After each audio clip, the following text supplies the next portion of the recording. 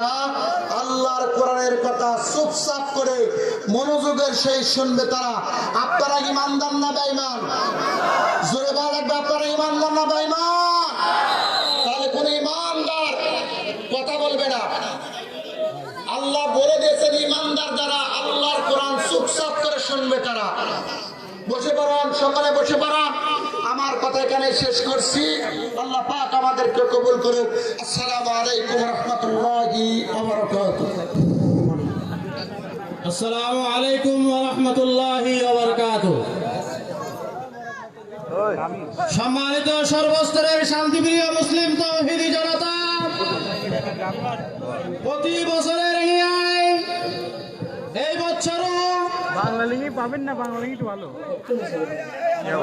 নবগঠিত ঈদগাঁও থানা ঈদগাঁও উপজেলার অন্তর্গত পশ্চিম আউলিয়াবাদ করাচি পাহাড় সিরাত কমিটির কর্তৃক আয়োজিত 26তম তাফসীরুল কোরআন মাহফিলের সমাপনী অধিবেশনের শুরুতে সভাপতির আসন অলঙ্কৃত করবেন অত্র অঞ্চলের সুপরিচিত সমাজসেবক, আপনাদের আমাদের সকলের মুরব্বী, ইসলামাবাদ ইউনিয়নের 8 নম্বর ওয়ার্ডের 3বার সফল সাবেক মেম্বার জনাব বশির আহমদ সাহেব, জনাব বশির আহমদ সাহেব, আমি জনাব মোহতারাম বশির আহমদ সাহেবকে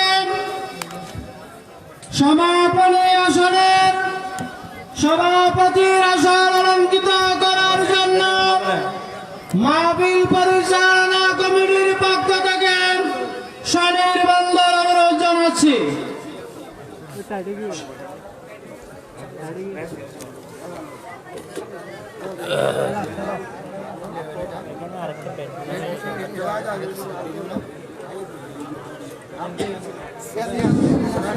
সর্বস্তরের শান্তিপ্রিয় মুসলিম তাওহীদি জনতা,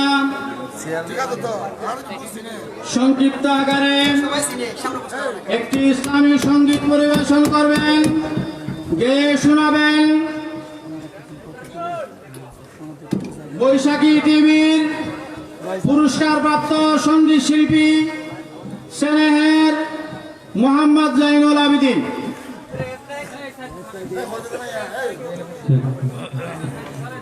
আসসালামু আলাইকুম ওয়া রাহমাতুল্লাহি ওয়া বারাকাতুহু।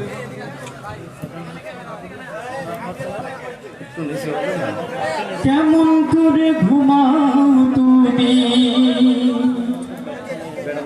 ও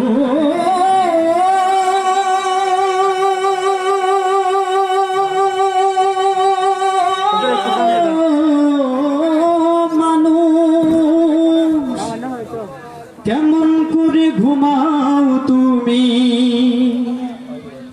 ফজর করে কাজা,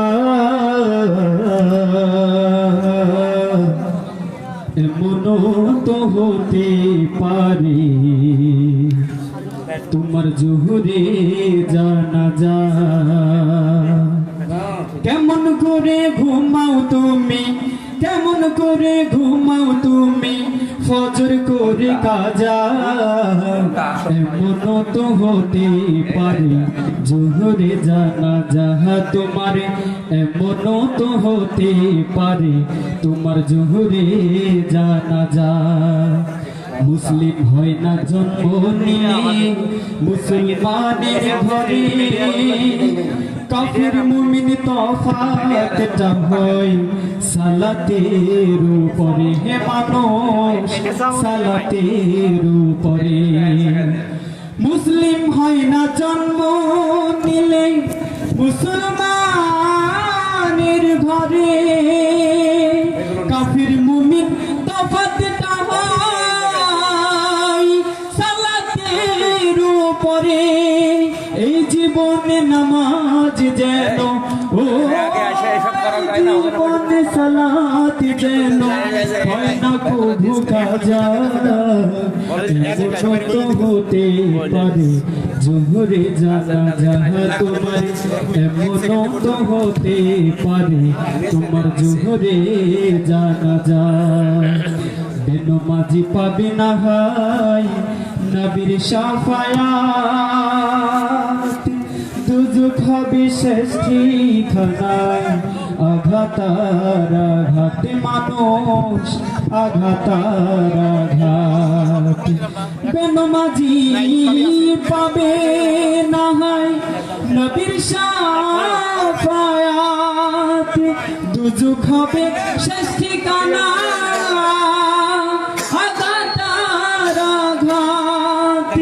নামাজ বিনে পরকালে নামাজ বিনে পরকালে পাবি না হয় যা যা এমন তো হতে পারে তোমার জোহরে জানাজা। আসসালামু আলাইকুম ওয়া রাহমাতুল্লাহি ওয়া বারাকাতুহু। এই মিডিয়ার ভাইরা শুনেন, আপনাদের এই মিডিয়ার ভাইরা আপনারা প্রত্যেক মাহফিলে যে বড় বড় যে মাইক্রোফোন যারা আনেন এটার মধ্যে আপনারা না লাগিয়ে ছোটগুলা লাগাইবেন। বড়গুলা সব সময় বড়গুলা এখানে লাল নাগে অন্য একটা স্ট্যান্ডে লাগাইবেন, সম্মানিত নিচে রাখবেন। সর্বস্তরের শান্তিপ্রিয় মুসলিম তৌহিদি জনতা, আপনারা যারা রাস্তার মধ্যে বসে রয়েছেন মাহফিলের সৌন্দর্য রক্ষার্থে যেহেতু কোরআনের তাফসীরে যারা এটা কে লাগাইছে গুরুত্ব এবং বড়টা কেউ লাগাবেন না, বড় সম্মান রক্ষার্থে দয়া করে আপনারা বড়টা কেউ লাগাবেন না। আর ভিডিও ম্যান বাইরের প্রতি দৃষ্টি আকর্ষণ করছি, আপনারা বসে পড়ুন। আপনাদের জন্য শ্রোতারা কষ্ট পাইতেছে। সম্মানিত মিডিয়ার ভাইয়েরা, আপনাদের দৃষ্টি আকর্ষণ করছি, আপনারা বসে পড়ুন। আপনাদের জন্য শ্রোতারা কষ্ট পাইতেছে।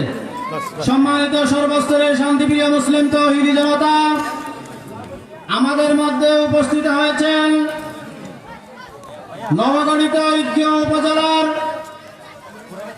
সম্মানিত সমাজসেবক, ইসলামাবাদ ইউনিয়নের সম্মানিত সম্ভাব্য চেয়ারম্যান পদপ্রার্থী জননেতা জনাব লুৎফুর রহমান আজাদ, জননেতা জনাব লুৎফুর রহমান আজাদ ভাই, সম্মানিত সর্বস্তরের শান্তিপ্রিয় মুসলিম তৌহিদি জনতা, সমাপনী অধিবেশনে বিজ্ঞানময় আল কোরআনের থেকে সার গর্ব তফসির পেশ করছেন আগত হাজার হাজার জনতার উদ্দেশ্যে।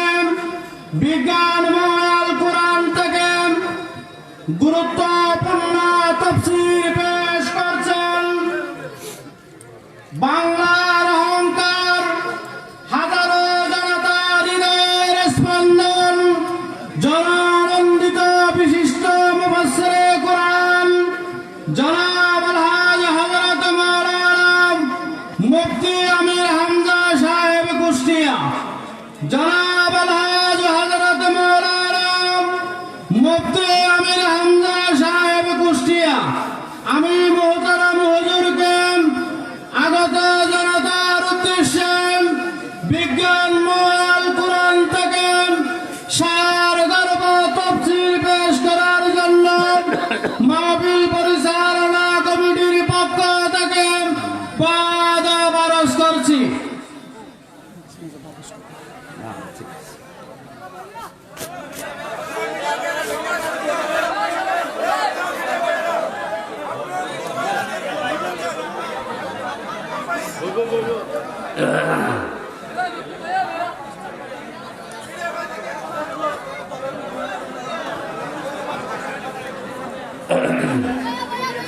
আসসালামু আলাইকুম রহমতুল্লাহ। আওয়াজ বাড়িয়ে দেন, ইকো দেবেন না। এই কথা বলা যাবে, চুপ করে দাঁড়িয়ে না থেকে বসে, জায়গা করে বসে। হ্যাঁ, এখানে দাঁড়িয়ে আসা হবে, বসে বসে সব বসিয়ে দেন।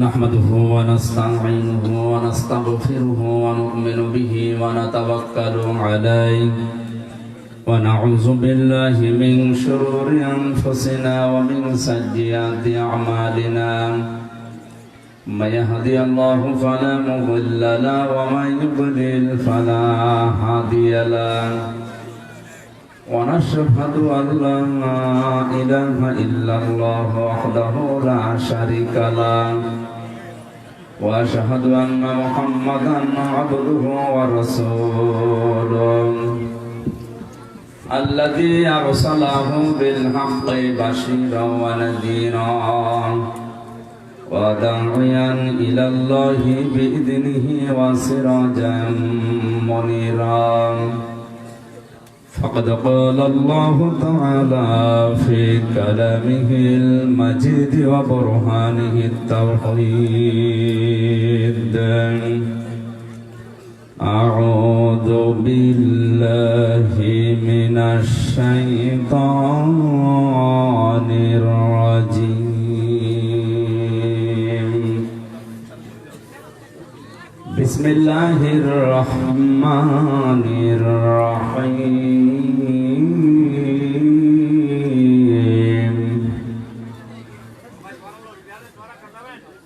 وقال الذين أشركوا لو شاء الله ما عبدنا من دونه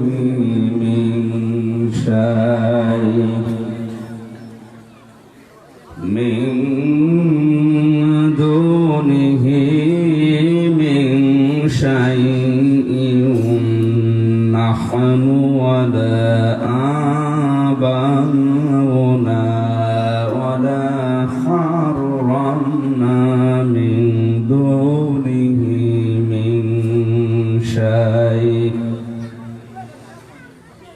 كذلك فعل الذين من قبلهم فهل على الرسل إلا البلاغ المبين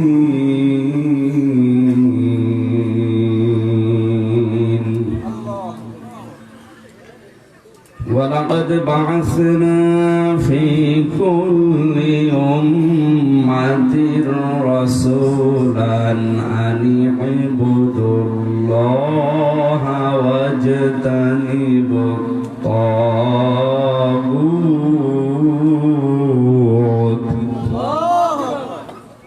فمنهم من هدى الله ومنهم من حقت عليه الضلالة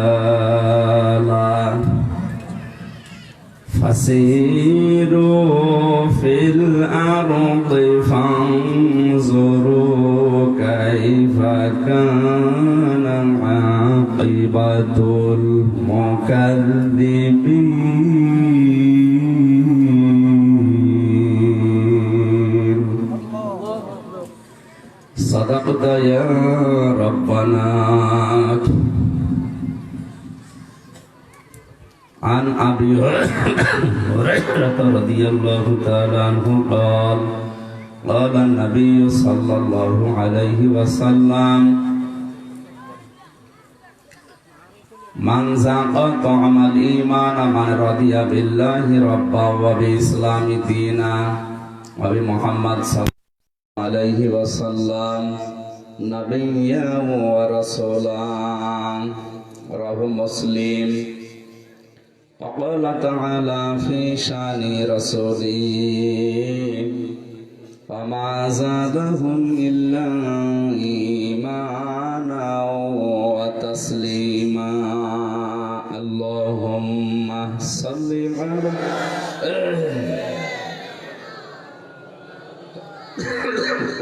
سبحانك اللهم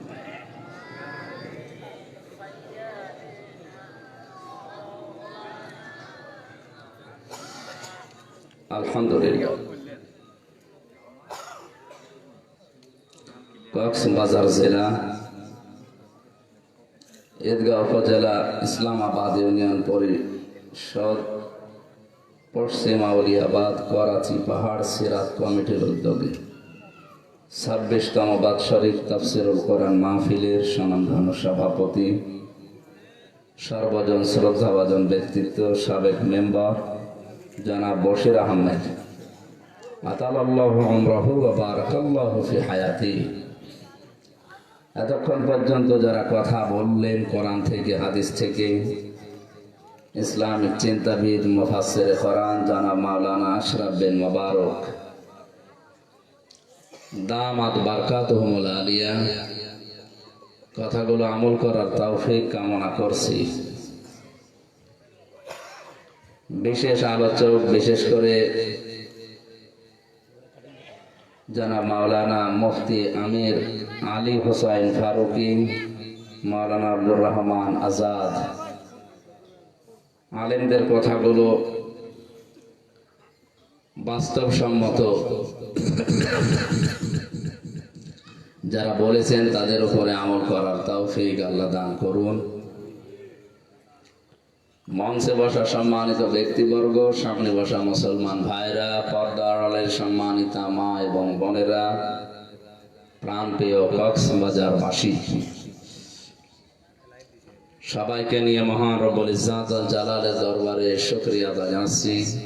এ ফিতনা ফাসাদের জামানায় নবী জানিয়েছেন এমন একটা সময় আসবে ঈমান হাতে রাখা আগুন হাতে রাখার চাইতেও কঠিন হয়ে দাঁড়াবে। সে সময় চলে এসেছে, কঠিন অবস্থা চলছে।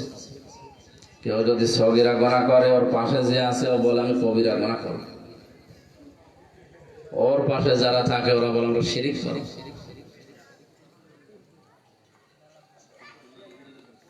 আজ অপরাধ করার প্রবণতা বাড়তে বাড়তে মানুষ প্রতিযোগিতা আরম্ভ করেছে। এমন সময় এই এলাকার যুবকেরা সিরাত কমিটির উদ্যোগে কোরআনে কারীম শোনার জন্য, বসার জন্য একটা পরিবেশ আমাদেরকে উপহার দিলেন। খুশি হয়ে বলেন আলহামদুলিল্লাহ।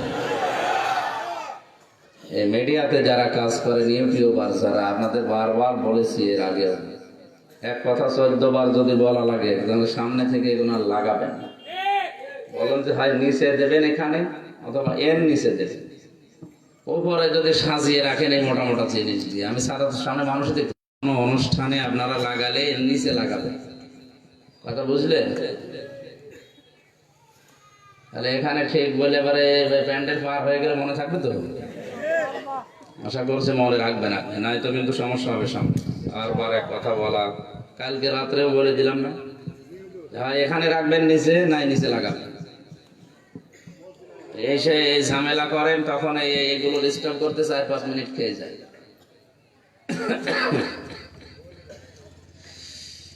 এটা যেহেতু অন্যান্য অনুষ্ঠানদের মতো না, এটা একটা ইবাদতের অনুষ্ঠান, আর আমরা ইবাদত মনে করে এসেছি। এই সময়টুকু নফল নামাজ পড়লে যে সওয়াব হতো, ওই সওয়াব আমাদের আমল নামায় লেখা হচ্ছে ইনশাআল্লাহ। যে আল্লাহ আমাদেরকে কোরআনের এই অনুষ্ঠানে এই কঠিন ভয়ঙ্কর একটা মুহূর্তে আনলেন, বিশ্বনবী মুহাম্মদ রাসূলুল্লাহ জানিয়েছেন, মানিত্তাবাআল হুদা বিগাইরিল কুরআন আদাল্লাহুল্লাহ। কোরআন বাদ দিয়ে যদি কেউ ভালো হওয়ার নিয়তে পৃথিবীর কোনো জায়গায় যায়, আর ওখানে যদি কোরআন শরীফ না থাকে, তাহলে আল্লাহ নিজে দায়িত্ব নিয়ে ওই লোকটাকে আরো খারাপ বানিয়ে দেয়।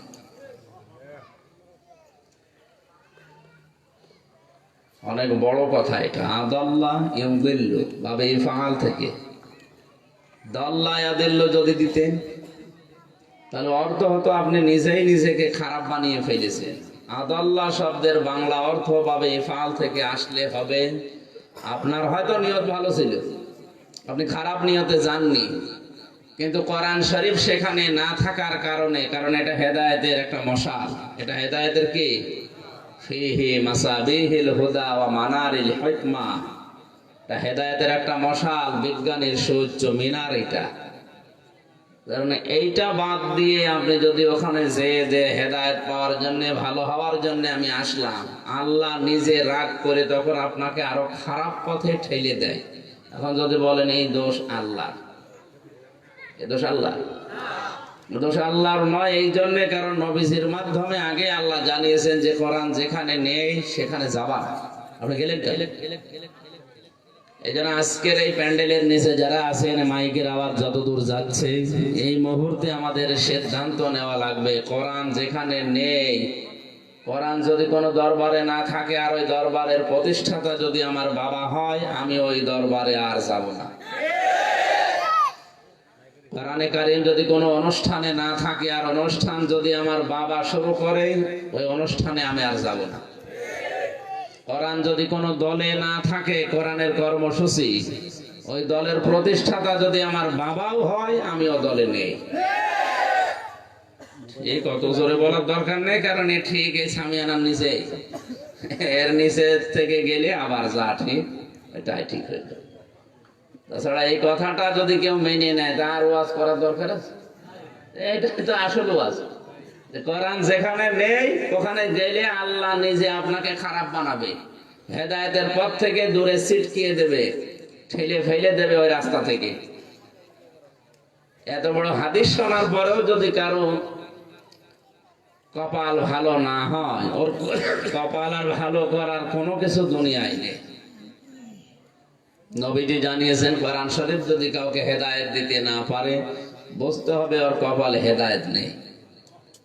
আর হেদায়েত পাওয়ার জন্য আপনার আবার মন থাকা লাগবে। আপনার মন নেই, জোর করে আপনাকে আল্লাহ ভালো পথে চালাবে, হেদায়েত দেবে, আল্লাহর অত দায় পড়ে না। কারণ আপনি আল্লাহর বিধান না মানলে, আল্লাহকে ডাকাডাকি না করলে, ওনার মানে ক্ষমতা একটু কম হয়ে যাবে, এরকম নাকি? না।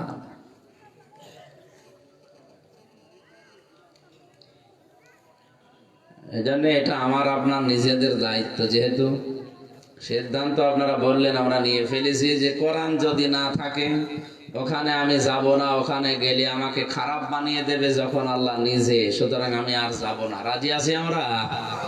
আল্লাহ যেন আমাদের মুখের কথার সাথে মনে যে কথা আছে এটা মিলিয়ে দেয়, কারণ অনেকের মুখের কথার সাথে মনের কথা মেলে না। মুখে আবেগে বলে হাত তুলতে বলবেন, ঠ্যাং তুলে ফেলবে, কিন্তু ভেতরে তো এটা নেই, শুনতে এসেছে তাই। সাহাবা একরামকে আল্লাহ কবুল করেছিলেন, ওনাদের মুখে যা ছিল মনে তাই ছিল। আর আমাদের মুখে যা আছে মনে তাই নেই, এই জন্য আমরা আল্লাহর কাছে কবুল হতে পারি না। গিরিশচন্দ্র সেন, লোকটার বাড়ি নরসিংদী, এ বেটা হিন্দু, আমাদের চাইতে ও কোরআন বেশি পড়েছে, বেশি বুঝেছে, বেশি লিখেছে। কারণ কোরআনে কারিমের শুধু বাংলা অনুবাদ করে নাই, ও তাফসির পর্যন্ত লিখেছে। তো বলেন তো, একটা লোক যদি তাফসির লিখতে চায় কোরআন থেকে, কত বড় জ্ঞানী হওয়া লাগে অন্তত কোরআনের ব্যাপারে। এক একটা শব্দের কত অর্থ জানা লাগে, তারপরে তো একটা শব্দের এত একটা অর্থ আপনি মুখস্থ করেছেন, তাফসির করতে পারবেন না। দরবা মানে মারা, দরবা মানে কি বলেন বলেন? যে আঘাত করা, মারা বলে, এই একটা অর্থ আপনি জানেন। কিন্তু দরবা মানে শুধু মারা না, দরবা মানে দৃষ্টান্ত দেওয়া, দরবা মানে সফর করা। এরকম 33টা অর্থ আছে এক একটা শব্দের, প্রায় কোন শব্দের 99টা পর্যন্ত অর্থ আছে। আপনি জানেন হয়তো একটা, বাকি দরবা মানে এমন জায়গায় আল্লাহ দিয়েছেন সেখানে মারা না, সেখানে উদাহরণ দেওয়া, দৃষ্টান্ত দেওয়া অর্থে আল্লাহ দিয়েছেন। আপনি মারা অর্থে দিলেন, আপনারও ইমান থাকবে না, তাফসীর করা তো দূরের কথা। আশরাফ ভাইয়ের আগে যে মাওলানা কথা বলছিলেন, আমি খাবার খেতে যে একটু কান এদিকে লাগিয়ে শুনছিলাম। ওমা কান আলী মুকমিনি ওয়ালা মুকমিনাতিন ইযা কাদাল্লাহু ওয়া রাসূলুহু আমরান। এখানে আল্লাহ তাআলা ফাইল, কর্তা। আল্লাহ তাআলা বলেন, আমি এবং আমার রাসূল কোন বিষয়ে যদি সিদ্ধান্ত দেই, আর কোন ঈমানদার নারী পুরুষ যদি ওইটা না মানে, তাহলে সে আর ঈমানদার থাকে না। আরবিতে যেটা বললাম তার বাংলা অর্থ ছিল এইটা, কিন্তু উনি আরবিটা হয়তো মনের খেয়ালে বা অন্য খেয়ালে পড়ে ফেলেছিলেন। ওমা কান আলী মুকমিনি ওয়ালা মুকমিনাতিন ইযা কাদাল্লাহু ওয়া রাসূলুহু, মানে অর্থ পুরা পাল্টিয়ে গেছে। এমনকি যদি কেউ বিশ্বাস নিয়ে এটা পড়ে, তার ঈমানও চলে যাবে। ইযা কাদাল্লাহু, আল্লাহ নিজে ফাইল, এখানে কর্তা, আল্লাহ নিজে সিদ্ধান্ত দেন। রায় দেন। রায় দেওয়ার মালিক একমাত্র আল্লাহ। কে? ফায়সালা করার মালিক কে? এখন এই জায়গায় যদি আল্লাহকে ফায়সালা করা হচ্ছে, এই জন্য আরবি গ্রামার আরেকটু আয়ত্ত করা দরকার আলেমদের। এনারা ওই সেই 6, 7, 8, 9 পর্যন্ত পড়া আছে, এরপরে তো আর হাত মাত দেওয়া হয় না অনেকের। অথচ এই গ্রামারের কিতাবগুলো প্রতিনিয়ত আমার মনে হয় আলেমদের অন্তত ঝালাই করা দরকার। বিশেষ করে কাফিয়া, সারে জামি পর্যন্ত যে গ্রামারের কিতাব আছে, এগুলো আয়ত্তে না থাকলে আপনি কোরআন শরীফ ভুলিয়ে ফেলবেন।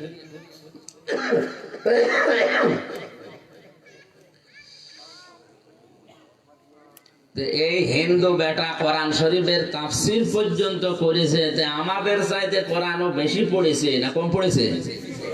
বুঝেছে আমাদের চাইতে অনেক বেশি। এখানে আশরাফ ভাই সহ যত আলিম বসে আছে, আমি সহ, বুকে হাত দিয়ে কেউ বলতে পারবে না যে আমি পড়া কোরআন শরীফের প্রতিটি শব্দের অর্থ জানি। কেউ পারবে না। অথচ আমরা সব কামেল পাস, অনার্স মাস্টার্স করা কোরআনের ওপরে। আমার তো শুধু এই কোরআনের উপরে তো সে ছোটবেলা থেকে কাটছে। এই 33 বছর বয়স এখন, এর ভেতরে আমার মনে হয় প্রায় 20-22 বছরই এর পেছনে। কারণ 5 এর পর থেকে তো এর ছাড়া অন্য লাইনে আমি যাইনি। কোরআনের উপরে কামেল পাস, কোরআনের উপরে অনার্স মাস্টার্স করা, এর উপরে গবেষণা চিন্তা ভাবনা যা, এরপরও পড়া কোরআনের প্রতিটি অর্থ আমার জানা নেই, ভুল হয়ে গেছে। পড়া আছে সব আমার, কিন্তু আবার রিপিট করা লাগবে, আবার স্টাডি করা লাগবে। আর বেটায় হিন্দু মানুষ কি পড়া পড়েছে, বাংলা অনুবাদ করেছে তো করেছে, পুরা কোরআনের তাফসীর পর্যন্ত লিখেছে, আমাদের বিশ্ববিদ্যালয়ে পাওয়া যায়। বলেন এই লোকটা কত কোরআন পড়লো জীবনে, কত লিখলো, কিরকম বুঝলো। কোরআন শুনেছেও সে বেশি আমাদের চাইতে, কিন্তু কপালে এবার হেদায়েত নেই কেন? কারণ ওর মন ছিল না। কি ছিল না? ওর মন ছিল না। সারাটা জীবনের পেছনে ব্যয় করে ওর মন নেই, এজন্য ওরে আল্লাহ হেদায়েত দেয়নি। মারা যাওয়ার পরে ওর জানাজা হয়েছে, কবরে দিয়েছে, কি করেছে? পুড়িয়ে ফেলেছে।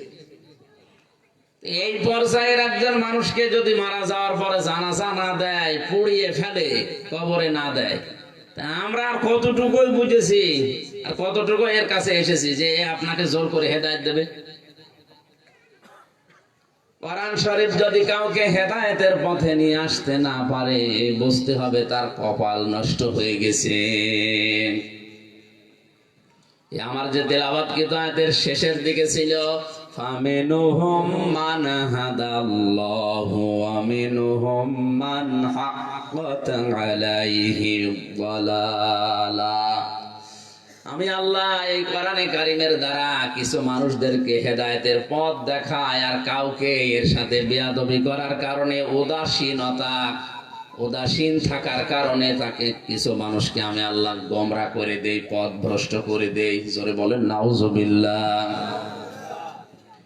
আলেমরা আছেন, এর জন্য আমি অন্তত হাফ মিনিটে একটা কথা বলছি। আপনারা দাঁড়িয়েছেন কেন? কালকে যেখানে আলোচনায় ছিলাম রাতের বেলা, ওখানে শেষ পর্যায়ে একজন আলেম উনি কথা বলছিলেন, ইন্নামা ইয়াখশাল্লাহু মিন ইবাদিহিল উলামা। এজন্য ইন্নামা ইয়াখশাল্লাহ হা হবে, এই জায়গায় কিন্তু আর হু হবে না।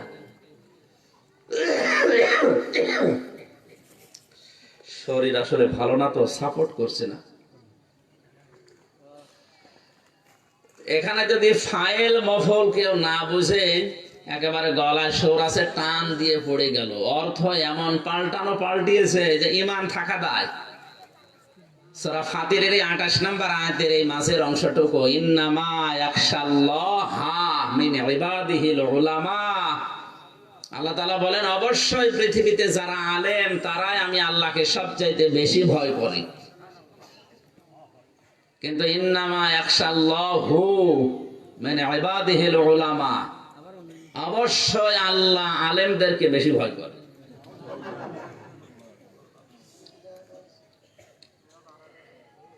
গ্রামারের কিতাব আমি সহ যারা আছি, আমরা যেন অন্তত মরণ পর্যন্ত এটা নাড়াচাড়া ভুলে না যায়। একেবারে আপনার আয়ত্ত থাকা লাগবে 100 ভাগ না, আপনি নাড়াচাড়া করেন, তাহলে কোরআন শরীফ বা আরবি পত্রিকা, আরবি সাহিত্য, হাদিসের যে শব্দগুলো ভুল করে ফেলে অধিকাংশ মানুষ উল্টাপাল্টা করে, যেখানে বুঝে পড়লে ইমানই থাকার কথা না।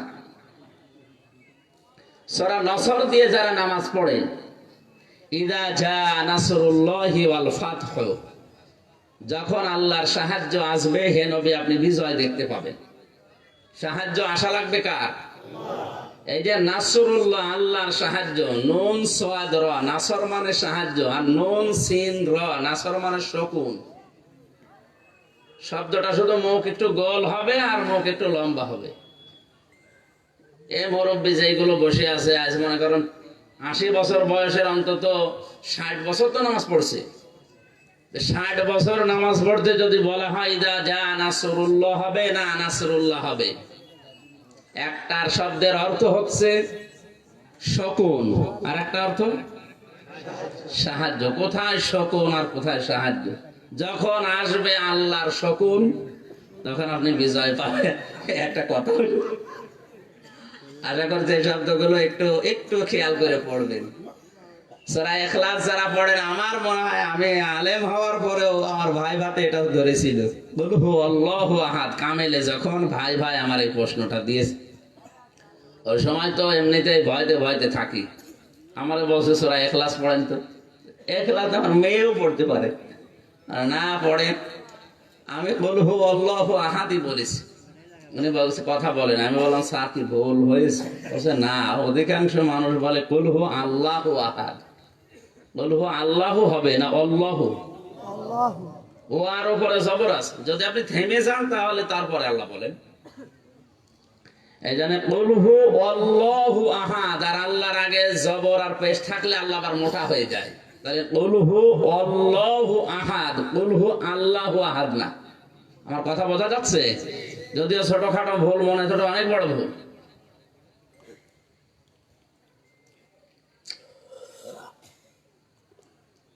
ডক্টর মরিস বোকাইলের নাম শুনেছি। এই যে বিজ্ঞান, সায়েন্স এবং কোরআন নিয়ে যে বইটা লিখে পৃথিবীতে ইতিহাস বানিয়ে দিয়েছে, এই লোকটা কোরআনে কারিমের সূরা নাস একটা মাত্র আয়াত চিন্তা ভাবনা করে মুসলমান তো হয়েছে, এমন মুসলমান হয়েছে আনাকম জানাকম মুসলমান না, মুসলমানের মতো মুসলমান হয়েছে। এই জন্য এটা যদি কাউকে ফিরিয়ে দেয় যে এও আপনাকে ভালো বানাতে পারছে না, আপনি বুঝবেন আপনার কপালে আর হেদায়েত নেই, জাহান্নামে আল্লাহ দেবে। এই জন্যই আপনি তৈরি হয়েছে। এজন্য আমাদের মন থাকা লাগবে গিরিশচন্দ্র সেনের মতো, নাকি? আর কোরআন সবাইকে হেদায়েত দেয় না। হ্যাঁ, কোরআন হেদায়েত দেওয়ার জন্য এসেছে, কিন্তু সবাই এর কাছ থেকে হেদায়েত পায় না। পৃথিবীতে যে সূর্য ওঠে, সূর্যের আলো দুনিয়ায় পায় সবাই। এটা কবরস্থান নাকি? কোন দিকে তাকিয়ে আছেন? গল্প করছেন অনেকে। 1 ঘন্টা মতো একটু গল্প বন্ধ করে। সূর্যের আলো দুনিয়ায় সবাই পায়? হ্যাঁ, না পায় না। অন্ধ ও আলো পায়। এখন এই দোষ কি সূর্যের না চোখের? চোখের দোষ। চোখ যদি আমার মতো ভালো থাকতো, আমার মতো আলো দেখতে পেত, কথা বলেন ঠিক কিনা? কোরআনে কারীম দুনিয়াতে এসেছে হেদায়েত দেওয়ার জন্য, কিন্তু এখান থেকে সবাই হেদায়েত পাচ্ছে না। বুঝতে হবে এ দোষ কোরআনের না, এ দোষ আপনার কপালের। দুধ একটা ভালো খাবার, আমরা জানি এটা খাবারের ভেতরে সর্বোৎকৃষ্ট বলা হয়, মধুর পরে এর স্থান। কোরআনে আল্লাহ সবচাইতে বেশি প্রশংসা করেছে খাবারের ভেতরে মধুর, এরপরে দুধের। দুধ এত বড় দামি খাবার। Milk is an ideal food বলা হয়, আইডিয়াল ড্রিঙ্ক না। অথচ এটা তরল। এটা তরল না নাকি? এটাকে ঘন থাকে সব সময়, তরল জিনিস। আইডিয়াল ড্রিঙ্ক বলার কথা ছিল যে আদর্শ একটা পানীয়, অথচ আইডিয়াল ফুড বলা হচ্ছে। দুধ যতক্ষণ পর্যন্ত মাখন না হয়, ঘি না হয়, জমাট না বাঁধে, দই না হয়, ততক্ষণ তো পাতলা থাকে। ওর নাম হওয়া দরকার ছিল আইডিয়াল ড্রিঙ্ক। বিজ্ঞান 12,000 খাবারের উপরে গবেষণা করে এই খাবারের উপরে তথ্য দিয়েছে। পৃথিবীর এই একটাই মাত্র খাবার যে খাবারের নাম দেওয়া হয়েছে আইডিয়াল ফুড। এই বাগধারা অনেকের প্রশ্ন করা হয় ভাই ভাতে, এটা মুখস্থ করে রেখেন, আপনাকে কিন্তু উলট পালট করে ফেলবে। Milk is an ideal food না আইডিয়াল ড্রিঙ্ক? Ideal food. আদর্শ খাবার বলার পেছনে বিজ্ঞান প্রমাণ করেছে দুইটা। দুনিয়ায় যত খাবার আছে 12,500-এর উপরে, এই সমস্ত খাবারগুলো খেলে আপনার শুধু ক্ষুধা মিটবে, পিপাসা মিটবে না। একটাই মাত্র খাবার আছে যেটা খেলে ক্ষুধাও মিটে যায়, পিপাসাও মিটে যায়, তার নাম দুধ, মিল্ক। দুধ ভালো জিনিস, খারাপ জিনিস আমরা সবাই জানি। এর প্রশংসা করলে এখন আমি মায়েদের জীবন দিয়ে হাজার হাজার কথা বলতে পারি। মেয়েদেরকে আল্লাহ দায়িত্ব দিয়েছেন, হে মেয়েরা তোমরা সন্তানকে কমপক্ষে 2 বছর দুধ দিও। যদিও দুধ না দিলে মায়ের গোনা হবে না। আইয়ুতিম্মার রাদা, এটা মোজারে, এই মুজাক্কার, এটা কি? এটা পুরুষের জন্য আল্লাহ দিয়েছেন। মেয়েরা দায়িত্বটা পালন করে দেয় নিজের ইচ্ছায়, আমরা টাকা পয়সা দেই না, তারপরেও করে দেয়। এটা আমাদের উপরে অনুগ্রহ, দয়া। আমার মনে হয় ওয়াজ মাইকে না করাই ভালো, কারণ এটা মহিলারা জানলে শেষে দুধ খাওয়া মিশিয়ে দিবে। বলবা এতদিন পাগলামি করেছি, এখন থেকে এক একটা বাচ্চার জন্য 50,000 করে টাকা চাবো, টাকা না দিলে দুধ দেবো না। আমার ওয়াজ আবার আমার উপরে পড়বে, এ ওয়াজ করার দরকার নেই, ওদের উপরে পড়ে এরকম ওয়াজ করি। হ্যাঁ, আপনার স্বামীর দিকে তাকিয়ে আপনাকে দায়িত্বটা পালন করা লাগবে। আপনি দায়িত্ব পালন করছেন। নবীজি বলেন, কোন সন্তানের মুখে যখন মা 1 ফোঁটা দুধ দেয়, একটা মরা মানুষকে জিন্দা করে দিলে যে সওয়াব পাওয়া যেত, মহান আল্লাহ ওই নারীকে ওই সওয়াব দিয়ে দেয়। এবারটা আপনার তো দুধ পান করাই। নিজের বডি, নিজের স্ট্রাকচার ঠিক রাখার জন্য অনেক মা সন্তানকে দুধ দিতে চান না। 2টা ক্ষতি হবে আপনার। 1 নম্বরে মায়ের স্তনের দুধের সাথে সন্তানের একটা মহাব্বত, ভালোবাসা আল্লাহ তৈরি করে রাখে। যত বড় হবে ওই সন্তান মা বাবার প্রতি যদি দুধ খেয়ে থাকে, তাদের প্রতি বিনয়ী থাকবে। আর যদি এটা না খেয়ে খেয়ে ডানো খেয়ে বড় হয়, ওর ভেতরে পশুর দুধ মিশ্রিত করা আছে, ওর চরিত্র হয়ে যাবে পশুর মতো। বড় হওয়ার পরে পশু পাখি যেভাবে আচরণ করে, আপনার সাথে ঠিক ওই রকম আচরণই করবে। 2 নম্বরের ভয়ঙ্কর এটা, কোন মহিলাকে আল্লাহ যে দায়িত্ব দিল স্তনের দুধগুলো 2 বছর একাধারে বের করে দাও, প্রতিদিন 8 থেকে 9 বার করে সন্তান দুধ পান করে। বিজ্ঞান বলেছে প্রতিবারে যদি 1 পোয়া করেও হয়, প্রতিদিন প্রায় 2 কেজি হয়। 2 বছরে কমপক্ষে 76 মণ হয়। কত? অথচ মায়ের ওজন মাত্র 50 কেজি। 50 কেজি মানুষের ভেতর থেকে 2 বছরে আল্লাহ 76 মণ দুধ বের করেছে। আমার কুষ্টিয়ায় গ্রামের বাড়ি, যেখানে 1 লোকের প্রায় 11টা মেয়ে, 7টা ছেলে। আমি হিসাব, সুবহানাল্লাহ বলার দরকার নেই, আপনি আগে দেখেন। আমি হিসাব করলাম ওনারা নিয়ে, হাতটা পড়ার পরে আল্লাহ দেখি 11 আর 7 কত হয়? 18টা ছেলে মেয়ে। তো একটা বউ, 4-5টা বউ হলেও মেনে নেওয়া যায়।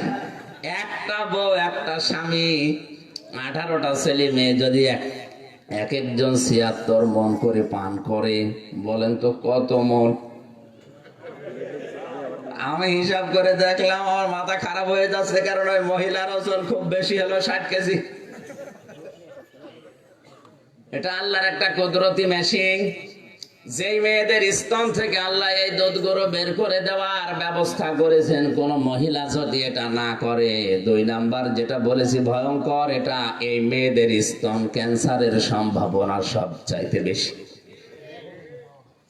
তখন ওইটা আবার কেটে বাদ দেওয়া লাগবে, বডি স্ট্রাকচার যা ছিল সব নষ্ট হয়ে যাবে। দুধ এত ভালো জিনিস, এত উন্নত জিনিস, কিন্তু দুধ সবার জন্য ভালো না। হ্যাঁ, না না, সবার জন্য ভালো না। যদি কারো আমাশা হয়, ওরে যদি দুধ দেন, ও 24 ঘন্টায় বসে থাকবে টয়লেটে, তাহলে দুধ সবার জন্য ভালো না। এই কোরআনে কারীম সবার জন্য ভালো না। এটা যে সবার জন্য ভালো না, কোথায় আছে? সূরা বানী ইসরাঈলের 82 নম্বর আয়াত, ওয়ানুনাজ্জিলু মিনাল কুরআনি মা হুয়া শিফাউ ওয়া রাহমাতুল লিল মুমিনিন ওয়া লা ইয়াজিদুজ যালিমিনা ইল্লা খাসারা। একটু ভালো করে, এই কোরআন নাজিল করার ধারাবাহিকতায় এমন এমন বিধান আমি আল্লাহ দিয়েছি যেটা মুমিনদের জন্য রোগ মুক্তির কারণ, শেফা। কিন্তু জালেম যারা, ওদের রোগ মুক্ত তো দূরের কথা, ওদের আরো ক্ষতি বৃদ্ধি করবে। সুতরাং এই মাহফিলটার দ্বারা সবার উপকার হবে না। যারা জালেম, যারা নফসের উপরে জুলুম করে, যারা পরিবারের উপরে জুলুম করে, যারা সমাজে দেশে জনগণের উপরে জুলুম করে, তাদের জন্য কোরআন উপকার না, ওদের আরো ক্ষতি বৃদ্ধি হবে, ওদের মুখোশ আরো খুলে যাবে। এই জন্য ওরা বাধা প্রদান করে। ওরা জানে যে আমরা যা করি, কোরআন আমাদের পক্ষে আসার মতো একটা আয়াতও আল্লাহ দেয়নি। কিছু কিছু জায়গায় যাবার পরে আগে বলে, হুজুর আমার বিরুদ্ধে বলবেন না। আমি আপনার চিনি, কোথায়? আমার বাড়ি কুষ্টিয়া, আর আপনার বাড়ি কক্সবাজার, জীবনে দেখিনি আপনার, আমি আপনার বিরুদ্ধে বলবো কি করি? কারণ ও জানে যা বলবে কোরআনে আপনার পক্ষে থাকার মতো কোনো আয়াত তো আমি পাই না। আপনি করেন যে না, কি আপনি বাবার ব্যবসা করেন, বাবার ব্যবসা বৈধ করার জন্য আমার কোন আয়াত কোরআনে আল্লাহ দিয়েছে? এখন আমার তো নতুন করে নাজিল করা লাগবে। সেই জন্য নেই, যেহেতু যা বলে আপনার গায়ে লাগে। নাটোরের এক ভাই গল্প বলছিল কয়েক মিনিটে, আমি একটু শিক্ষা দেওয়ার জন্য বলছি। মাওলানা রুহুল আমিন ভাই বলছিলেন, এক জায়গায় ইমামতি নিয়েছে এক হুজুর। উনি জানে না যে সামনে সভাপতি সাহেব এই কাজ করে। ওয়াজ একেবারে জমার দিন, হাত কানে হাত দিয়ে গলা সরছিল, ওয়াজ করছে। আমার ভাইরা, আমার বোনেরা, কোরআনের আয়াত পড়েছে, সুদের আয়াত। ইয়া আইয়ুহাল্লাযীনা আমানুত্তাকুল্লাহা ওয়া যারু মা বাকিয়া মিনার রিবা ইন কুনতুম মুমিনিন। ঈমানদারেরা, আল্লাহকে ভয় করো, আর সুদের যে টাকা পয়সা গুলো তোমাদের সমাজে ছড়ানো আছে, টাকা পয়সা ছেড়ে দাও যদি ঈমানদার দাবি করো। ফাইল্লাম তাফআলু ফাআযারু বিহারবিম মিনাল্লাহি ওয়া রাসূলি ওয়া ইন তুবতুম ফালাকুম রুসু আমওয়ালিকুম লা তাযলিমুনা ওয়া লা তুযলামুন। যদি আল্লাহর এই ঘোষণা শোনার পরে কেউ সুদ ছেড়ে না দেয়, সেজন্য আল্লাহ রসুলের বিরুদ্ধে যুদ্ধ করার জন্য দাঁড়িয়ে যায়। ও ঈদগাহবাসী, আল্লাহ রসুলের বিরুদ্ধে যুদ্ধের ময়দানে কেউ টিকতে পারার কথা? সবাই ওয়াজ শুনে খুশি। মসজিদের সভাপতি যিনি, নামাজ শেষ হওয়ার পরে বলে, হুজুর আমি সভাপতির দায়িত্বে আছি, নিয়েও আসলাম আপনারে, আমি নিয়োগ বোর্ডে আমি তো সভাপতি, আর আপনি আমারে বাস দিলেন কেন? কারণ আপনি যা বললেন এলাকায় সবাই জানে যে আমি সুদ খাই। আপনি বলার সময় বারবার যে আমার দিকে তাকাচ্ছিলেন, আপনার দিকে আমি তাকিয়ে বলেন, তাকাবো কোথায়? সামনের কাতার আপনি বসে আছেন না। আপনি আমার সম্মান নষ্ট করেছেন, আপনারে আমি আর রাখবো না, বিদায় করে দিল। একেবারে শহরের মসজিদ তো গেল উপশহরে। ওখানে যাবার পরে চিন্তা করেছে, আজকে আর ভুলেও সুদের আয়াত পড়বো না, আজকে পড়বো একেবারে নরম আয়াত। পড়েছে পর্দার আয়াত। أقرن في بيوتكن ولا تبرجن تبرج الجاهلية الأولى। সূরা আহজাবের 33 নম্বর আয়াতে আল্লাহ বলেন, হে মেয়েরা ঘরের পরিবেশে থাকবা, বাইরে যদি যাও জাহিলি যুগের মেয়েদের মতো রূপ সৌন্দর্য প্রদর্শন করে বের হবা না। তাবাররুজের অর্থ তাফসিরে খাসেন লিখেছে 3টা। কয়টা? বলেন বলেন। এখানে যাদের মেয়ে আছে, বউ আছে, মা আছে, বেটার বউ আছে, এদেরকে আপনি দেখেন তো এই 3টার একটাও মেলে কিনা। তিরমিজি শরীফের হাদিস। তাবাররুজের 3টা অর্থ এখন বলা হবে তাফসিরে খাসেন থেকে, একটাও যদি মিলে যায় জান্নাতের ঘ্রাণ পর্যন্ত ওই মহিলা পাবে না। শুধু ওই মহিলা পাবে না তা না, ওর গার্জিয়ান যারা, ওর বাবা, ওর বড় ভাই, ওর স্বামী আর ওর বড় ছেলে, এই 4জনও পুরুষ মানুষ পাবে না জান্নাতের ঘ্রাণ, এবং কি ওই মহিলার সাথে জাহান্নামে যাওয়া লাগবে। তাবাররুজের 1 নাম্বার অর্থ হচ্ছে মেয়েরা যখন রাস্তাঘাটে আসার জন্য বের হয় তখন ওদের সাজগোজ বেড়ে যায়। মেয়েরা সাজতে নিষেধ নেই, ঘরের ভেতরে তো থাকেন ময়লা কাপড় পরে, ময়লা শরীর নিয়ে বাইরে আসার সময় আপনার সাজগোজ কে দেখবে? আপনার এটা দেখার জন্য একমাত্র হকদার বানিয়েছে আল্লাহ, আপনার স্বামীকে। এটা বাদ দিয়ে দুনিয়ার কাউকে নিজের দিকে আকৃষ্ট করার জন্য, বাহাবা পাওয়ার জন্য যদি কোনো মহিলা সাজে, এটা তাবাররুজ। এটা কি? 2 নম্বর অর্থ হচ্ছে মেয়েরা যখন রাস্তাঘাটে আসে তখন 8-60 পোশাক পরে, ছোট খাটো। এই যে মেয়েরা চশমা জামা পরে, এটা হারাম। পুরুষের জন্যও যদিও এটা জায়েজ নেই, কারণ প্রসাব করতে গিয়ে বসতে পারেন না, এই জন্য চশমা জামা পরা ঠিক না, শরীরে অনেক ক্ষতিও হয়। পোশাক হবে ঢিলা ঢালা। যে মেয়েরা ঘরের ভেতরে 13 হাত কাপড় পরে থাকে, বাইরে আসার সময় 1 পিস পরে বের হয়। কি আমি পেয়েছি? আগে শুনতাম 4 পিসের জায়গায় 3 পিস, 2 পিস। এখন কলেজ বিশ্ববিদ্যালয়ে যারা আসে অধিকাংশ ওদের এমন পিস, 1 পিস, 1 পিস দিয়ে পুরো শরীর কভার করা।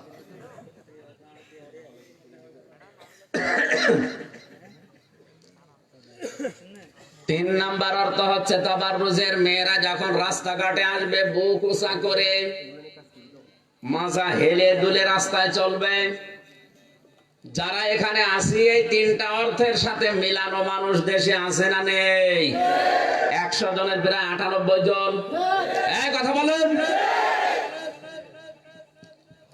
অনেক কানে হাত দিয়ে সুর করে ওয়াজ করছিল, মানুষ সবাই খুশি।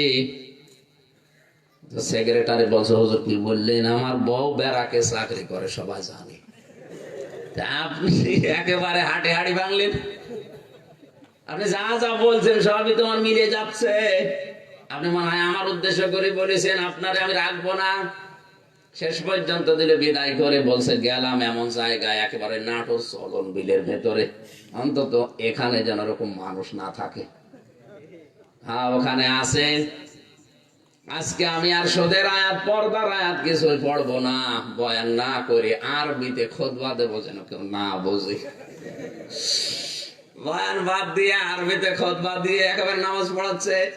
চিন্তা করছে এমন সূরা দিয়ে নামাজ পড়াবো, কোরআনে কারিমের দিল বলা হয় যেটা সূরা ইয়াসিন। নামাজ শুরু করেছে, ইয়াসিন ওয়াল কুরআনিল হাকীম। গলা সুর ছিল তো, টান দিয়ে যখন পড়েছে মানুষ সবাই খুশি। নামাজের পরে সভাপতি, ক্যাশিয়ার যেটা আছে টাকা দেয়, ডাক দিয়ে বলে, হুজুর আপনি কি করলেন? মসজিদের সভাপতির নাম ইয়াসিন, আর ওর বাপ মরে গেছে, ওর নাম হাকিম। আপনি প্রথম দিন জমায় এসে ওই বাপ বেটার নামে দোয়া করেন, সূরা পড়েন। আমি যে ক্যাশিয়ার আপনারে টাকা দেব, আমার নামে কোনো সূরা নেই, আমি আপনার নামে সূরা পাবো কোথায়? আপনার নাম হচ্ছে বাবর আলী, বাবর আলীর নামে কোনো সূরা আছে না? আপনারে আমার নামে সূরা করা লাগবে আগামী জমায়, সামনের জমায়। যদি আমার নামে সূরা না পায় আপনার আমি টাকা দেব না। চিন্তা করছে সামনের জমায় বাবর আলী নামে কোন সূরা আছে কিনা। কোরআন শরীফ পড়ে দেখে না বাবর আলী কোন সূরা আছে, কিন্তু আজকে তোর নাম বলা লাগবে। সূরা ফাতিহা শেষ করার পরে চিন্তা করছে আল্লাহ নাকি একটা মিলিয়ে দাও, কি পড়ি? নামাজের ভেতরেও পড়েছে ইয়া বাবর আনতা কালবন ওয়াবুহু খিনজির ওয়াজাদ্দুহু হিমার ওয়া ইন্নাহুম লাজাহিলুন। আল্লাহু আকবার বলার দরকার নেই, এটা আয়াত না, এর অর্থ একেবারে উল্টা পাল্টা। সুর দিয়ে যখন পড়েছে ক্যাশিয়ার তো খুশি যে আজকে অন্তত আমার নামে একটা সূরা হয়ে গেছে। হুজুর এমন সূরার অর্থ বলেন, অর্থ বলেছে হে বাবর নিশ্চয় তুই কুকুর, তোর বাবা শুকর, তোর দাদা গাধা, তোর 14 বংশ মূর্খ জাত। আমি হাসির জন্য বলি নাই, বাস্তবে এটাই। জালেম যারা, এ জালেমদেরকে খুশি করার মতো কোন আয়াত আল্লাহ কোরআনে দেয়নি, যা দিয়েছে সবর বিরুদ্ধে। এইজন্য ওয়ালা ইয়াজিদুজ জালিমিনা ইল্লা খাসারা, খাসার না খাসারা এখানে টান আছে। আমরা যারা কোরআন শুনতে এসেছি অন্তত আমাদের মন যেন আবু বকরের মতো হয়। আবু জেহেলের মতো হলেও নবী এসে যদি কোরআন শোনায় তাও আপনার হেদায়েত হবে না। কারণ এই কোরআন আল্লাহর নবী আবু বকরের সামনে পড়েছিলেন, আবু জেহেলের সামনেও পড়েছিলেন। আবু বকর কোরআন শোনার পরে তার ঈমান বেড়ে গেছে, আর আবু জেহেল কোরআন শোনার পরে ওর শয়তানি বেড়েছে। এখানে যদি আবু বকরের মতো মন নিয়ে বসেন, আল্লাহর কসম আজকের তেলাওয়াত কিন্তু আয়াতে আপনার ঈমান বাড়বে যদি বুঝে থাকেন।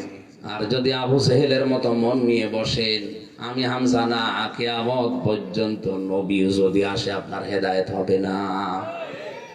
হেদায়েত পাওয়ার মন আমাদের আছে তো ইনশাআল্লাহ। আমরা ওই রকম নিয়ত নিয়ে বসছি। দরুদ আর সালাম পাঠ করে আজকের নির্ধারিত আয়াত 2টা, সূরা নাহলের 35 এবং 36 নম্বর আয়াত। মাওলানা আলী হোসেন ফারুকী পড়েছিলেন আহজাবের 36 নম্বর আয়াত, আমরা পড়েছি সূরা নাহলের 36 নম্বর আয়াত। আজকের আলোচনার বিষয় ইবাদতের তাৎপর্য এবং বিশ্লেষণ। আসলে ইবাদত আমাদের হচ্ছে কিনা, আর ইবাদত করার জন্য আল্লাহ আমাদেরকে বানিয়েছে, এটা আমরা সেই ছোটবেলা থেকে শুনছি। কি বলেন? আমা খালাকতুল জিন্না ওয়াল ইনসা ইল্লা লিয়াবুদুন। মানুষ আর জিন আমি বানাইনি, তবে বানিয়েছি একটা মাত্র উদ্দেশ্য নিয়ে, যে তারা আমার ইবাদত করবে। ইবাদত একটা ব্যাপক অর্থবোধক শব্দ। ইবাদত কি, কেন করা লাগে, কিভাবে করবেন, এই পদ্ধতিগুলো সব আল্লাহ রাসূলের মাধ্যমে শিখিয়েছেন। 3টা কথা বললাম, ইবাদত কি, কেন করা লাগবে, আর কিভাবে করা লাগবে, সব পদ্ধতি দিয়েছে কে, দেখিয়েছে কে? রাসূল। বলেন কে? ওই জামানায় যারা মুশরিক ছিল, বিশ্ব নবীর জামানার মুশরিকেরা এই কথাগুলো নবীকে বলতো। ওয়াকালাল্লাযীনা আশরাকু লাউ শাআল্লাহু মা আবাদনা মিন দুনিহি মিন শাইইন নাহনু ওয়ালা আবাউনা ওয়ালা হারামনা মিন দুনিহি মিন শাই। জামানার মুশরিকরা বলতো, আল্লাহ যদি চাইতো তাহলে আমরা এবং আমার মুরব্বীরা, বাপদাদারা, পূর্বপুরুষেরা শিরিক করতো না। আল্লাহ যদি চাইতো তাহলে তারা হারাম কোনো বিষয় করতো না। কাযালিকা ফাআলাল্লাযীনা মিন ক্বাবলিহিম, এইভাবে করেই তাদের পূর্বপুরুষেরা একই কথা বলতো। ফাহাল আলার রাসূলি ইল্লাল বালাগুল মুবিন, রাসূলদের দায়িত্ব সঠিক কথাটা পৌঁছে দেওয়া ছাড়া কি আর কিছু আছে? কারণ রাসূলদের হাতে ক্ষমতা ছিল না অধিকাংশ, রাসূলদের হাতে অর্থ প্রতিপত্তি, বৈভব, বিত্ত এগুলো ছিল না। রাসূলরা শুধু মানুষকে কথা বলে বলে বোঝাতে পারতো, এই জন্য নবীজিদেরকে আল্লাহ জানিয়েছেন লাস্তা আলাইহিম বিমুসাইতির ইল্লা মান তাওয়াল্লা ওয়া কাফারা ফায়ুআযিবুহুল্লাহুল আযাবাল আকবার। হে নবী, আপনাকে আমি দারোগা পুলিশ করে পাঠাইনি যে মানুষ পিটিয়ে হেদায়েত করা লাগবে, দরকার নেই। আপনি সঠিকভাবে কোরআনের কথাগুলো তুলে ধরতে থাকেন, এইটাই আপনার দায়িত্ব। এই জন্য অধিকাংশ আলোচক যারা, আলেম যারা, সর্বশেষ বলা হয় আমা আলাইনা ইল্লাল বালাগ, আমার উপরে আর কোনো দায়িত্ব নেই, এইটা ছিল যে আমি পৌঁছিয়ে দিলাম। সুতরাং আজকেও আমিও পৌঁছিয়ে দেব আজকের আয়াতের কথাগুলো, আমার দায়িত্ব শেষ। এখানে যারা উপস্থিত এই মিডিয়ার মাধ্যমে যত মানুষের কানে যাবে, সবার দায়িত্ব হয়ে পড়বে এই কথা নিয়ে বাড়ি গিয়ে চিন্তা ভাবনা করা। আমার প্রশ্ন, এখানে একটা গান আছে, এই আয়াত দিয়ে একটা গান বানিয়েছে একজন নাম করা শিল্পী। এই গান বলতে বলতে সে মারা গেছে, যে যেমন নাচাও তেমন নাচি, পুতুলের কি দোষ। এরকম একটা গান শোনেননি? এই গানের গোড়া আপনারা তো লাইনে না, এই লাইনের লোক নেই এখানে। এই যে দুনিয়া কিসেরও লাগিয়া, কত যত্নে গড়াইছে সায়, যেমন নাচাও তেমনি নাচি, পুতুলের কি দোষ। এই কথা বলে আজ অনেকে নিজেকে সেট করতে চাচ্ছে। এই কথা মুশরিকদের, লাউশা আল্লাহু মা আবাদনা মিন দুনিহি মিন শাইইন নাহনু ওয়ালা আবাউনা ওয়ালা হারামনা মিন দুনিহি মিন শাই। ১৫০০ বছর আগে মুশরিকরা এটা বলতো যে আল্লাহ যদি চায় তাহলে আমরা আমার পূর্বপুরুষেরা শিরিক করতাম না, আল্লাহ চাচ্ছে এই জন্য আমরা করি। অনেক মানুষের প্রশ্ন, আমার কপালে যা লেখা আছে আমি তো সেইটাই করব, এটা আমার দোষ কি? বলেন, এটা বলেন না কেন? সবে কদরে, সবে বরাতে যেহেতু আমার ভাগ্য লিপিবদ্ধ হয় যে 1 বছর আমি কি খাবো, কি করব, তাহলে আমার খারাপ হওয়ার পেছনেও দায়ী আল্লাহ, ভালো হওয়ার জন্যও দায়ী আল্লাহ, আমার কোনো অসুবিধা নেই। মানুষের ভাগ্য 2 প্রকার, এটা সঙ্গে সঙ্গে লেখা হয় আর একটা আগের থেকে লিখে রাখা হয়। এই যে মোবাইলটা, কোথায় চাপ দিলে খুলবে, কোথায় চাপ দিলে এটা বন্ধ হয়ে যাবে, এটাকে এখন আমি দিলাম নাকি যখন বানিয়েছে তখন দেওয়া আছে? এক কথা বলে না কেন? যখন বানিয়েছে তখন এর ভেতরে ডিভাইস দেওয়া আছে যে আপনি লাল বাটনে টিপ মারলে এটা বন্ধ হয়ে যাবে, সবুজ বাটনে টিপ মারলে এটা খুলবে, এটা দেওয়া আছে। মনে করেন 5 বছর আগে যখন এটা বানিয়েছে। এখন যদি এই জায়গায় এসে আপনি কিয়ামত পর্যন্ত গোতাগুতি করেন, লাল বাটন বাদ দিয়ে কিয়ামতের আগে এটা খুলবে? বলেন বলেন। এখন দোষ কি আমার নিজের না এই মোবাইলের? আপনার কপালে যা লেখা আছে আপনি তাই করছেন, বিষয়টা এমন না আপনি এরকম করবেন। এটা যেহেতু আল্লাহ ভবিষ্যৎ পর্যন্ত জানে, এই জন্য উনি আগে লিখে রেখেছেন এই পদ্ধতিগুলো। এরকম 1টা 2টা না, কোটি কোটি এরকম সূক্ষ্ম বিষয় উল্লেখ করা আছে আপনার এই ভাগ্যের ভেতরে। এটা সূরা কাহাফের ভেতরে একটা আয়াত আল্লাহ দিয়েছেন, ওখানে এই তাফসীর পাওয়া যায়।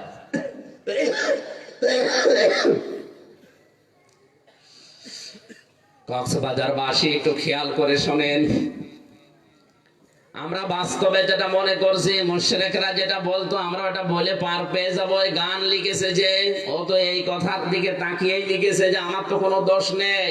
না, আপনার থেকে আগে থেকে এই ডিভাইস গুলো দেওয়া আছে যে এই রাস্তায় গেলে আপনি জান্নাত পাবেন, এই রাস্তাগুলোয় গেলে আপনি জাহান্নাম পাবেন। এটা আগে থেকে লিখে দিয়ে কিতাব আকারে আল্লাহ আমাদের আরো বেশি দয়া করে পাঠিয়ে দিয়েছেন কোরআন। প্রশ্নপত্র হাতে পাওয়ার পরেও যদি কোনো মানুষ ফেল করে, এ দোষ আল্লাহর না ওর কপালের।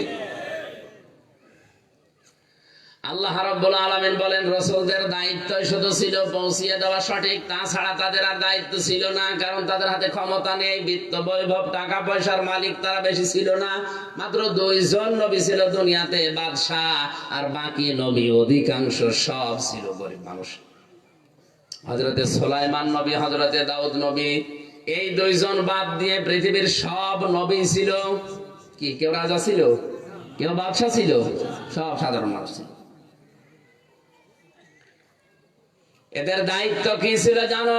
ওয়ালাকাদ বা'আসনা ফি কুল্লি উম্মাতির রাসূলা। রসুলা দেয়নি, রসুলা। বহু বছর, এক বছর দিয়েছেন। খুব ভালো করে খেয়াল করেন, ওয়ালাকাদ শব্দ শুরু করার আগে আল্লাহ লাকাদ দিয়েছেন।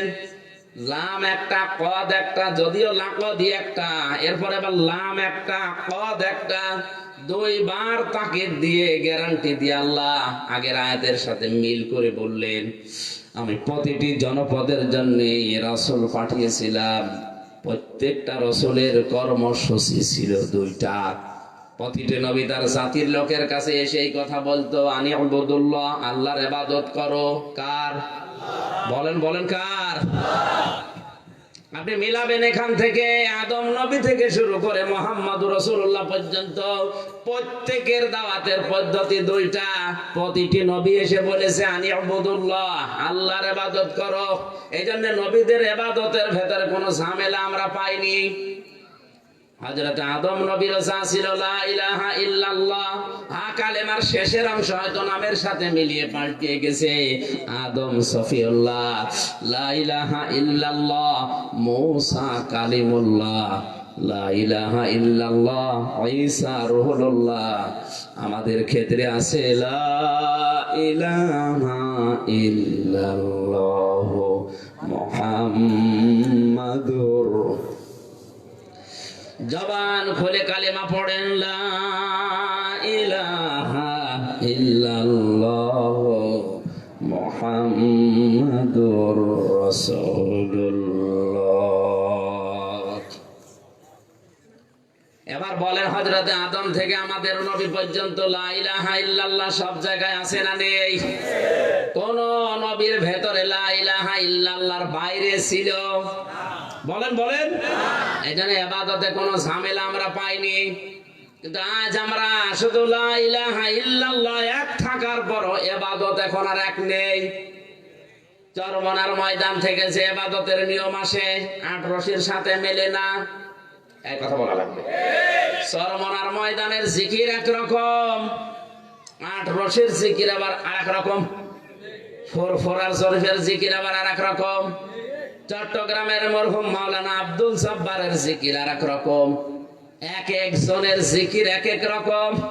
এখন সঠিকটা পাওয়ার জন্য আশা লাগবে কার কাছে? কোরআনে কারীম জানিয়েছে জিকির করার পদ্ধতি চারটা। কয়টা? শব্দ চারটা। কয়টা? আপনি যদি জিকির করেন ইবাদত হিসাবে, জিকির কিন্তু একটা ইবাদত। জিকির কি? ইবাদত হিসাবে করলে অবশ্যই নবীজি তার জীবনে এটা করেছে না করে না? নবীজির এই 63 বছরের জীবনে 23 বছর যেটা নবুয়তের জিন্দেগি, অবশ্যই তিনি জিকির করেছেন, না তো কোরআনে থাকতো না। এই কথা বলা লাগবে। জিকির উনি করেছেন কয়টা শব্দ দিয়ে? চারটা। বলেন কয়টা? পদ্ধতি ছিল চারটা। কয়টা? আল্লাহ রাব্বুল আলামিন বলেন, আযকুর রাব্বাকা ফি নাফসিকা তাদাররুআন ওয়া খাইফাতান ওয়া দুনাল জাহরি মিনাল কাওলি বিল গুদুবি ওয়াল আসাল।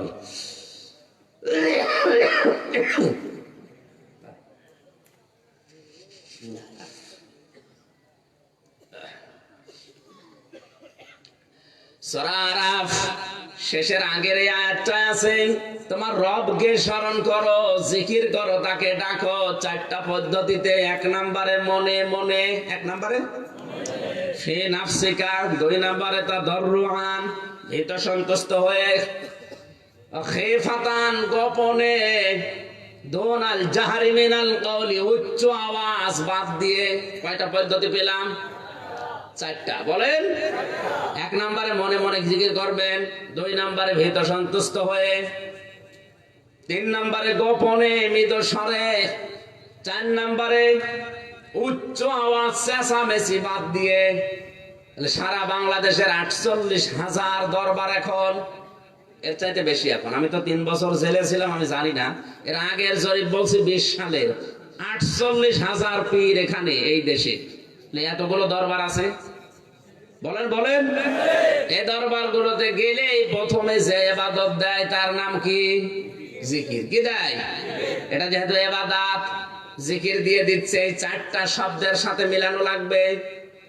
সুবহানাল্লাহ, আলহামদুলিল্লাহ, লা ইলাহা ইল্লাল্লাহ, আল্লাহু আকবার, এই 4টা। আর জিকিরের এই 4টা শব্দ বাদ দিয়ে যা আছে ওগুলো দোয়া দরুদ, ওগুলো জিকির ইবাদত হিসাবে করলে শব্দ ছিল নবীজির এই 4টা। সিস্টেম বা পদ্ধতি ছিল কয়টা?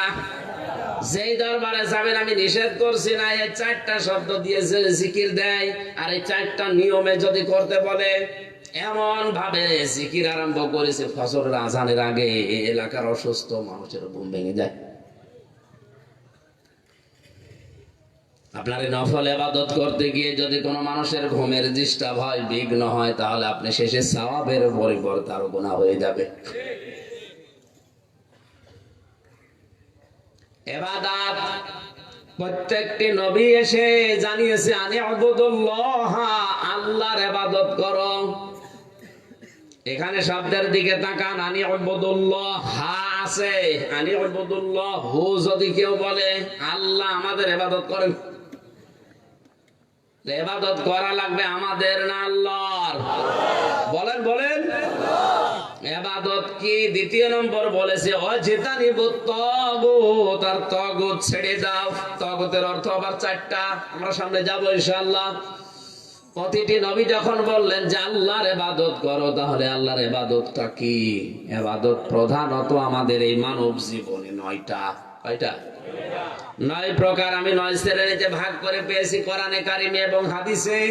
1 নম্বরে মানুষ যদি ইবাদত আরম্ভ করে, তার ব্যক্তিগত জীবন থেকে শুরু করা লাগবে। ব্যক্তিগত জীবনের ইবাদত কি? একটু এই মাসলাটা একটু খেয়াল করবেন, হ্যাঁ, যারা আলেম আছেন তারা।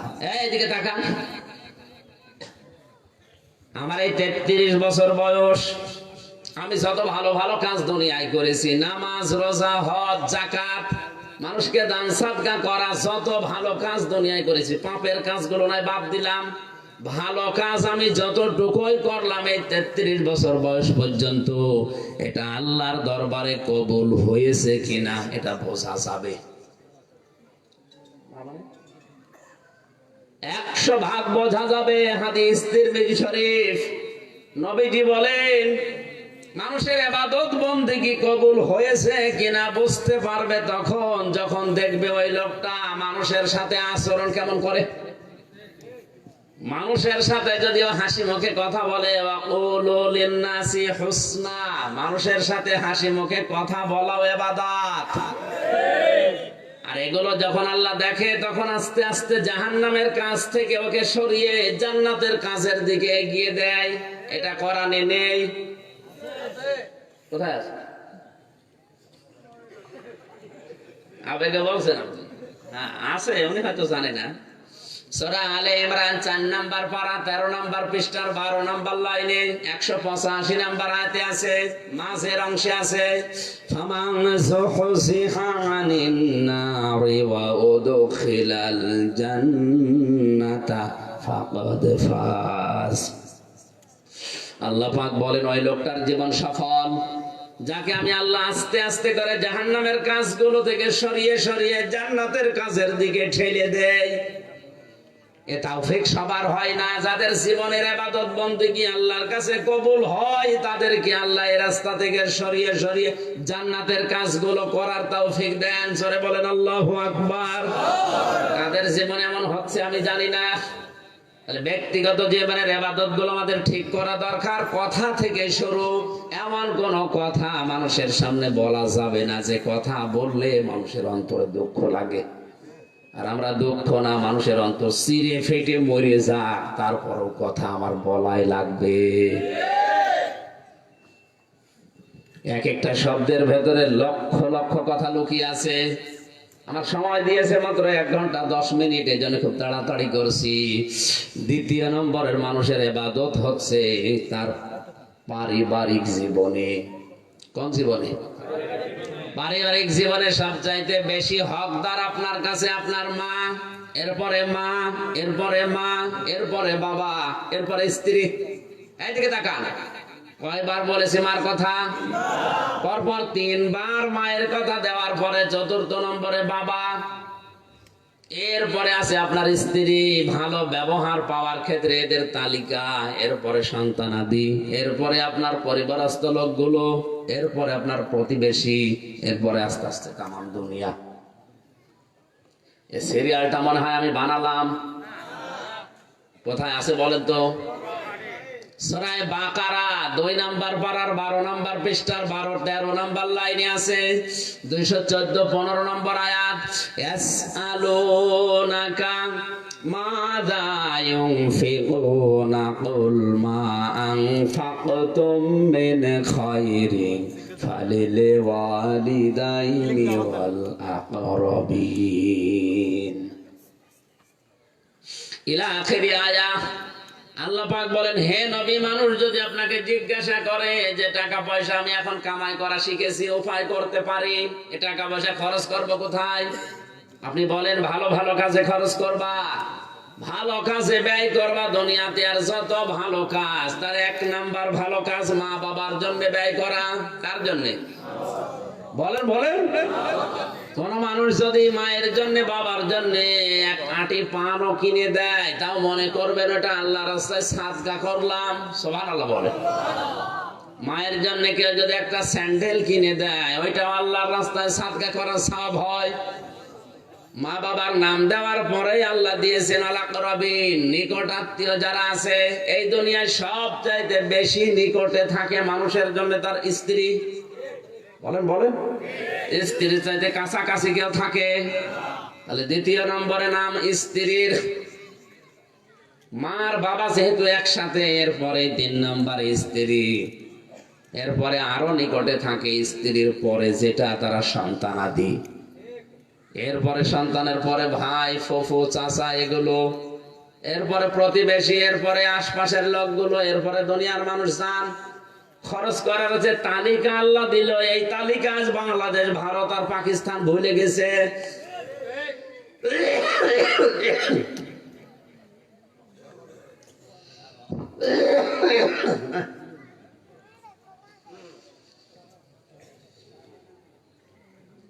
বাংলার মুসলমানেরা আল্লাহর দেওয়া তালিকা বাদ দিয়ে মা বাবা, স্ত্রী, সন্তান, নিজের নিকটস্থ লোক, আত্মীয়, প্রতিবেশী, এগুলো বাদ দিয়ে একবারে আপনি যদি সিলেটে চলে যান, ওটা কিয়ামতের আগে কবুল হবে?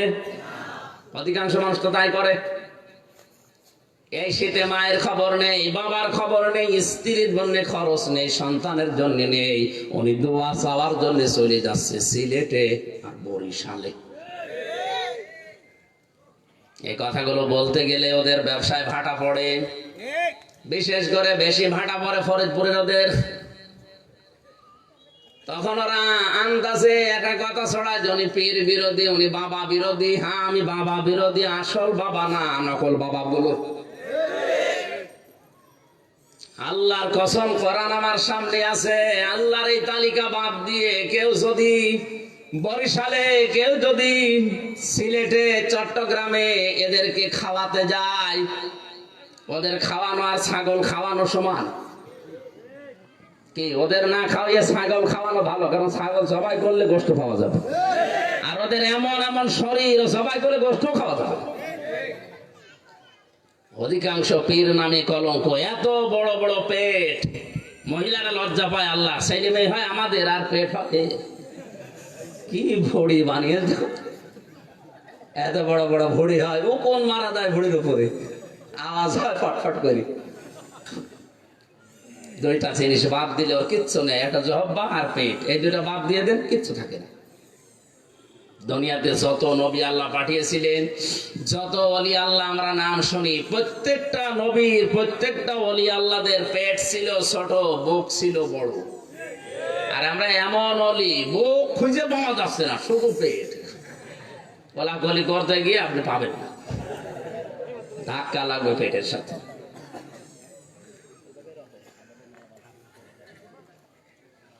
এর বাইরে রাজনৈতিক দলে যারা আছে এদের আবার জহব্বা যাই হোক, এদের ভড়িটা আছে আর একটা জিনিস রাখে, এই মোষ। এত বড় বড় মোষ রেখে দিয়েছে, মনে হচ্ছে জেনারেল ওসমানী। বড় মশলা মানুষগুলো দেখলে আমার মনে হয় আল্লাহ, এই মানুষগুলো মধু খায়, দুধ খায়, ঘি খায়, মাখন খায়, দই খায়, কি করে খায়? এ তো খাওয়ার কথা না। কুষ্টিয়ার বড় বাজারে একবার এক চাষারে বললাম, চাষা আপনার বয়স তো খুব বেশি না, এ মোষগুলো তো কয়েকদিন আগেও কাঁচা ছিল, পাকলো কবে? বাবা সে মোষ পাকা না, সকালে দুধ খেতে যে সর লেগেছে। মোষের বহর দেখেছে।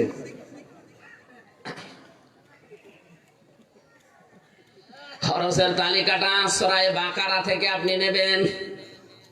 পারিবারিক জীবনের ইবাদতেও হাজার হাজার কথা আল্লাহ দিয়েছেন। 3 নম্বরে আমরা পাই সামাজিক জীবনের ইবাদত। সমাজ যে একটা ইবাদতের জায়গা, এটা আজ আমরা ভুলেই গেছি। জাহান্নামে যাওয়ার যতগুলো কারণ আমি কোরআনে পেয়েছি উল্লেখযোগ্য 4টা। তার 2 নম্বরে ওয়ালাম নাকুনুতিমুল মিসকিন, যারা এতিম মিসকিনদের খাবার দেয় না, খোঁজ খবর রাখে না, দারিদ্র মুক্ত সমাজ গঠনের জন্য ভূমিকা পালন করে না, এরা নামাজ